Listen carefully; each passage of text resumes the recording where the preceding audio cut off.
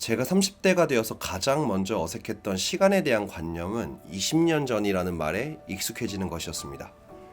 20대 때에는 꽤 지난 일들에 대해서 그냥 막연하게 한 10년 전쯤이었나 뭐 이런 느낌이었었다면 30대가 되고 보니까 점점 더 20년 전쯤이라는 말에 익숙해지는 것 같습니다. 아이가 생기면서 이 아이가 살아갈 10년 후 혹은 20년 후에 대한 생각을 그냥 좀 막연했었던 게 점점 더 현실적으로 다가오고 있습니다. 이러한 생각의 변화가 결과적으로는 제가 소비하는 패턴의 변화로 연결된 것 같습니다. 뭐 가령 예를 들어서 예전에는 생전 관심이 없다가 갑자기 시계에 관심이 좀 생긴다거나 하는 뭐 그런 이게 사실 그렇잖아요. 시계라는 게 더 이상 예전 방식의 기계식 시계가 기능적으로 저희 삶을 윤택하게 해주지는 않거든요. 왜냐하면 전 애플워치를 썼었고 애플워치로 불편함이 없었습니다. 오히려 더 편리하죠. 사실 제가 일을 하면서. 사실 그럼에도 불구하고 아직까지 시계 시장은 공고하게 한 럭셔리의 영역으로 이제 완벽하게 자리를 잡은 것 같아요. 오히려 기능적인 시계가 있으니까 이렇게 타임리스한 어떤 가치를 가지게 된 것들은 그 가치를 계속 더해가는 것 같다라는 느낌이 들어요. 그러니까 뭐 롤렉스가 아무래도 가장 좀 뭔가 아이코닉한 브랜드죠. 시계 산업에서 뭐 재화로서의 가치도 충분히 가지고 있고 자기의 사회적 지위나 이런 것들 과시하기에도 충분히 매력적인 시계라서 판매량에서도 알 수 있듯이 정말 많은 제품이 판매가 되는 브랜드이기도 하죠. 아들에게 물려주고 싶은 시계를 가지는 거에 대해서 그렇게까지 기호 선호도가 없었는데 막상 진짜 아들이 생기고 나니까 가능하면은 좀 좋은 시계를 한번 선물할 수 있으면 어떨까라는 생각에 아직 구매를 하진 않았지만 그냥 이렇게 좀 눈팅을 좀 하고 있습니다. 예전에 이제 파텍 필립이라는 브랜드에서 했던 말이 좀 인상 깊어요. 뭐냐면은 당신은 파텍 필립을 소유하는 것이 아니라 후대를 위해서 잠시 맡아놓는 것이다 라고 얘기했었던, 되게 누가 보면은 좀 거만할 수 있는, 다만 파텍 필립이기 때문에 굉장히 이해가 되는 그런 슬로건으로 마케팅을 했었던 게 생각이 나는데, 어쨌든 그런 걸 가만히 보면 어떤 제품이나 물건이 가지고 있는 가치가 영원할 수 있지 않을까? 오랜 시간 동안 그 가치를 잃지 않을 수 있지 않을까라는 생각이 듭니다. 그래서 어쩌면은 우리가 감가상각이라는 말로 처음에 구매했던 제품들 점점 가치가 하락하는 게 당연시 되는 분야도 있지만 그렇지 않은 분야도 있는 것 같아요. 우리가 이 빈티지라는 걸 얘기할 때 시간이 지남에 따라 그 가치가 하락하지 않고 되려 상승하기도 하는 그런 모든 것들이 어쩌면은 빈티지이지 않을까 싶습니다.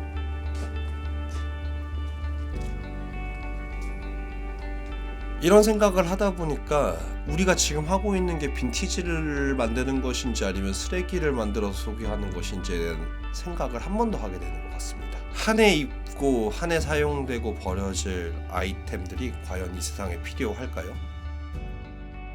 구두를 좋아하게 된 계기는 사실 처음에는 이제 단순히 멋있어서이긴 한데, 일본에서 유학할 때 옛날에 그 파라부트 팝업을 이세탄 맨즈에서 한 15년 전에 한 걸 본 적이 있는데, 그때 이제 미카엘을 샀는데 완전히 똑같은 모델 새 거랑 5년 신은 거랑 10년 신은 걸 이렇게 유리관 안에 전시를 해놓은 게 있었어요. 거기서 제가 반한 거는 10년이 지났던 제품의 모습을 보고 반했었어가지고, 10년 동안 신으면 저렇게 멋있게 변하는구나, 그리고 10년이면 싼데?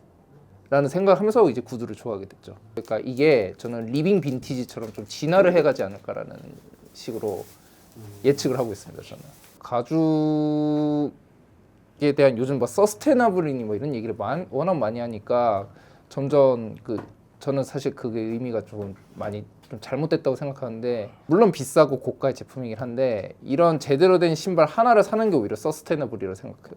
뭐 제가 실제로 14년, 15년 신고 있지만은 일단은 여러 가지 의미에서 서스테너블인 게 오랫동안 신을 수 있다, 경량 변화를 즐길 수 있다, 변치 않는 클래식이 될 거다, 유행에 따르지 않을 거다. 지구 환경을 생각하면 할수록 오히려 더 이런 걸 사가지고 오랫동안 신어야 되는 거라고 저는 생각하고 있습니다. 아까 리빙 빈티지라고 얘기한 것도 향후에 진짜로 50년, 100년 뒤에 모르죠. 이게 이제 빈티지라고 불리는 날이 생길 수 있는 거죠. 가죽 재화는 정말 충분히 그럴 만한 포텐셜을 가지고 있다는 게 저의 의견입니다. 가죽 구두 문화가 발전을 하려면 결국 이거를 관리하고 올바르게 신는다면 제가 좀 거만한 표현일 수도 있는데 아무튼 그런 문화가 펴져 나가야 되기 때문에 자연스럽게 저는 저와 같은 일을 하시는 분들이 늘어나야 된다고 생각을 하고 있고요. 취미로라도 이런 거를 많이 하시는 분이 늘어나야 문화적으로도 꽃피울 수 있기 때문에 이런 형태의 샵이든 이런 거를 이제 취미로 하시는 분들이든 다 같이 늘어나야 된다는 게 제 생각입니다.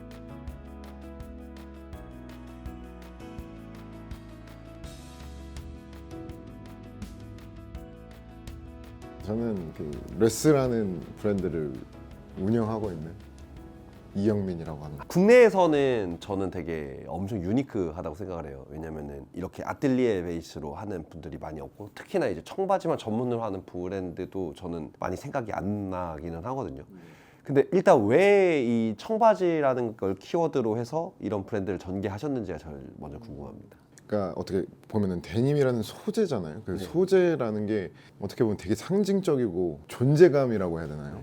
그거를 딱 이렇게 비출 수 있는 소재가 데님 이외에 뭐 많지 않다고 생각이 들거든요. 그래서 이런 강렬한 소재에 있어서 좀 많이 끌리게 돼요. 미국의 뭐 아메리칸 문화나 서브컬처 이런 거에서도 워낙 많이들 사랑받으면서 지금까지도 사랑받는 소재이기 때문에 너무나 매력적인 소재라고 생각이 들어. 한창 뭐 데님을 처음 좀 제대로 된 데님을 접했다 하는 거는 제가 아메카지를 좋아할 때 네. 그때 한창 즐겨 입었던 게 뭐 플랫헤드, 네. 엔라스트 앵코, 엔라코, 예, 네. 뭐 그런 아메카지 베이스의 워크웨어보다는 네. 또 바이크를 더 그쪽 문화를 더 좋아했어서 근데 그런 애들이 아직까지도 입으세요? 지금은 입지는 않습니다. 아, 네, 그래요? 지금은 제가 만드는 바지 입죠. 하긴 하니까. 네, 네.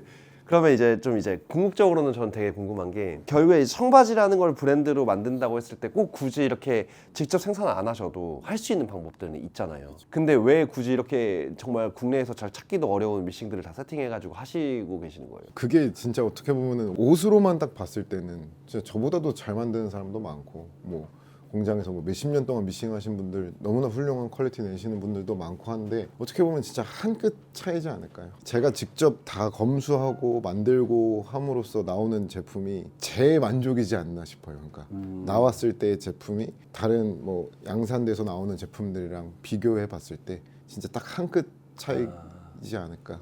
그래서 그런 거를 소비자들이 진짜 아무도 몰라주실 수도 있지만 제 만족 때문에 그렇게 하고 있지 않을까. 그래서 생각이 이제 밤늦게까지 계속 미싱을 밟고. 네네. 힙합에서 그런 무드를 좀 착안을 했고요. 넓은 와이드한 실루엣을 만들어 봤어요.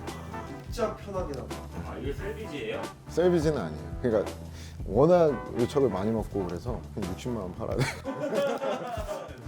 저 데님 아니고 뭐 다른 소재로는 이 정도의 통은 어느 정도 있긴 한데 그 너무 또 과하게는 안 하고 싶어서. 이게 같은 사이즈인데 근데 기장도 많이 줄었는데? 네, 맞아요. 이게 왜 그러냐면은 이따가 무심코 가죽템을 봤는데 이거 다 하고 나서 다시 갖고 와가지고 다르죠. 맞아요. 예. 얘는 지금 베지터블 레더라 얘는 네. 같이 돌리면은 그쵸. 아예 먹어버릴 것 같아서 그래서 따로 갖고 와서 완성할 때 따로 달았습니다. 맡겨서도 할 수 있는데 되게 그냥 아. 번거롭고 네. 돈 더 달라고 할 네. 작업이 왔다 갔다 해야 되는 작업이니까. 이쁘네 잘 어울려. 어떻게 보면 저는 이제 이 레스라는 브랜드가 가지고 있는 국내에서의 어떤 가치 중에 하나는 말씀하신 것처럼 물론 단순히 뭐 바느질이나 봉제의 퀄리티를 논할 수도 있지만 그것보다는 일반적으로 양산할 때 잘 안 하려고 하시는 것들이나 아니면은 국내 이제 양산 청바지에서 볼 수 없는 오히려 좀 더 예전 디테일들이 되게 많아서라고 생각을 하거든요. 근데 이제 앞으로도 계속 그런 것들은 계속 꾸준히 보여주시려고 하시는 거죠. 맞아요. 네. 그러니까 절대 이 생산을 계속 가져갈 생각이고 놓을 생각은 없습니다. 그래서 뭐 어떻게 뭐 비즈니스적 관점으로 본다면 되게 반대되는 그런 느낌이기도 한데 그래도 생산을 무조건 가져갈 생각입니다. 근데 그러면 저희 좀 궁금한 게 데님 전문 브랜드들의 어떤 성장이나 이런 거를 잠깐 옆에서 보면은 재미있는 현상 중에 하나가 한 번 오셨던 고객이 다시 오시는 재방문율이 높은데 그 텀이 다른 것보다 좀 길다? 그런 것들이 또 레스에도 좀 존재할까요? 맞아요. 네. 왜냐면 데님이라는 게 그 단시간 내에 되는 게 아니라 못해도 뭐 1년 이상은 네. 꾸준히 계속 입어주셔야 페이딩도 나오고 몸의 체형에 맞게도 이렇게 에이징이 되는데 그런 부분 때문에도 재구매율이 그렇게 막 엄청 높다라는 생각은 들지 않아요. 어쨌든 이게 사업적인 얘기를 다 접어두고 말을 하자면은 저는 그게 되게 올바르다고 생각을 하거든요. 사실은 이제 한 제품을 구매해서 누군가에게 오랫동안 사용되어서 쓰임이 계속 이어져서 그 가치가 유지되는 게, 저는 어쩌면 그래서 레스라는 브랜드가 진짜 한번 여기서 구매를 해서 5년이고 10년이고 계속 갈 수 있는 제품들이라고 생각을 하는데, 혹시 대표님이 만약에 구매하시는 분들에게 어떻게 계속 이걸 좀 즐겨주셨으면 하는지에 대한 그런 생각들도 있으실까요?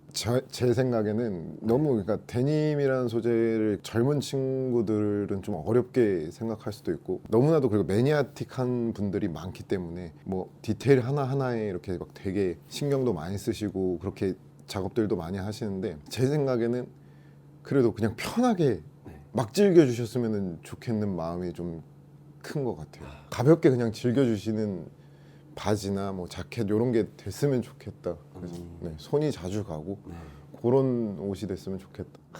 그러면은 이제 사실은 계속 새로운 것들이 나오기는 해야겠네요. 그렇죠. 네, 그래야지. 저는 사실 이제 한국 빈티지 시장에 대한 명확한 제 생각이 있긴 있어요. 근데 그게 뭐냐면은 예전에는 좀 좋은 빈티지가 없었다.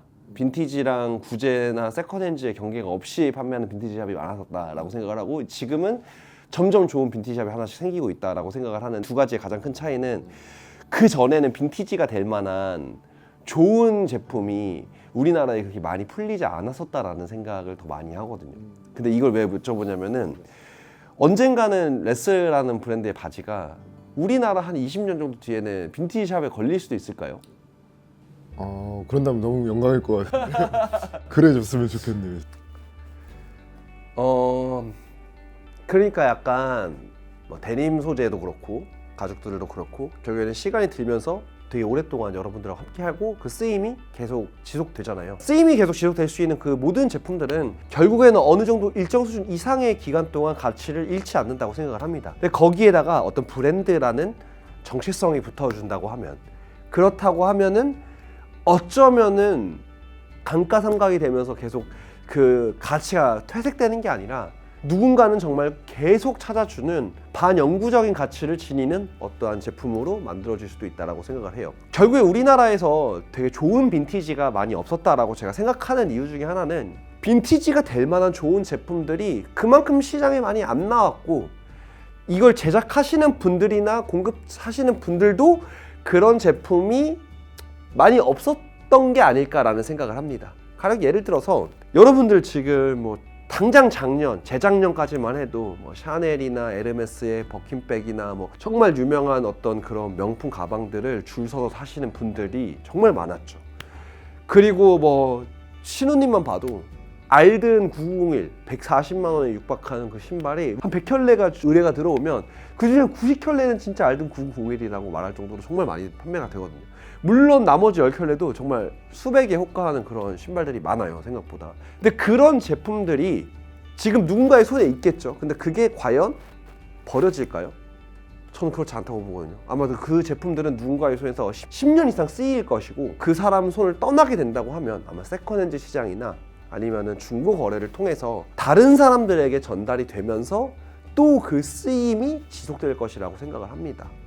그렇게 시간이 지나가다 보면은 결국에는 그게 빈티지가 되는 게 아닐까라는 생각을 하고 있고, 사실 저희는 새 제품들을 메인으로 판매하고 보여드리는 샵이자 브랜드이죠.